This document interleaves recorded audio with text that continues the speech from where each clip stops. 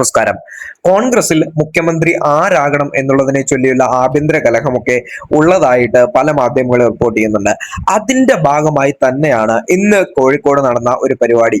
അതായത് കോൺഗ്രസിന്റെ വലിയ നേതാക്കളൊക്കെ പങ്കെടുക്കുന്ന, കോൺഗ്രസ് പ്രസിഡന്റ് ഖാർഗെജി പങ്കെടുക്കുന്ന ഒരു പരിപാടി. അത് രാഹുൽ ഗാന്ധിക്ക് അസൗകര്യമുള്ളത് കൊണ്ടാണ് ഖാർഗെജി ആ പരിപാടിയിൽ പങ്കെടുക്കുന്നത്.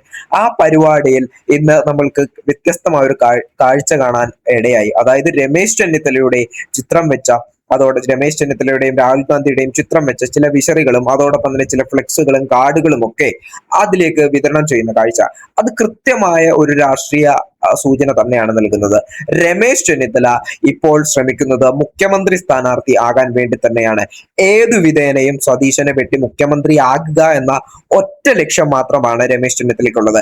അതിന്റെ കൃത്യമായ പ്ലാനിങ്ങും അതോടൊപ്പം തന്നെ നടത്തിപ്പുമാണ് രമേശ് ചെന്നിത്തല നടത്തുന്നത് എന്നുള്ള കാര്യത്തിൽ യാതൊരുവിധ സംശയം വേണ്ട.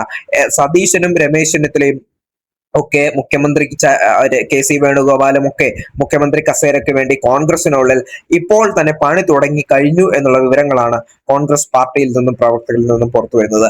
ഇന്നിപ്പോൾ സതീശന്റെ ഒരു സ്റ്റേറ്റ്മെന്റ് വന്നിട്ടുണ്ട്.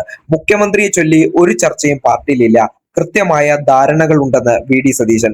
മുഖ്യമന്ത്രിയെ ചൊല്ലി ഒരു ചർച്ചയും പാർട്ടിയിൽ ഇല്ലെന്നും മുഖ്യമന്ത്രി ആരെന്ന കാര്യത്തിൽ കൃത്യമായ ധാരണയുണ്ടെന്നും പ്രതിപക്ഷ നേതാവ് വി.ഡി. സതീശൻ. അഖിലേന്ത്യാ കോൺഗ്രസ് കമ്മിറ്റിക്ക് ഒരു നടപടിക്രമമുണ്ട്.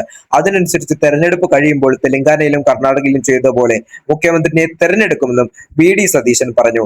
തനിക്കെതിരെ മുൻപ് പറവൂരിൽ അപരനെ നിർത്തിയിട്ടുണ്ട്. അതൊക്കെ പറവൂരിലെ കാര്യമാണ് സതീശൻ പറയുന്നത്. എന്ത് തന്നെയായാലും സതീശനും രമേശ് ചെന്നിത്തലയും ഒരുപോലെ മുഖ്യമന്ത്രി സ്ഥാനാർത്ഥിത്വത്തിന് വേണ്ടി ശ്രമിക്കുന്നു എന്നുള്ള കാര്യം വസ്തുത തന്നെയാണ്.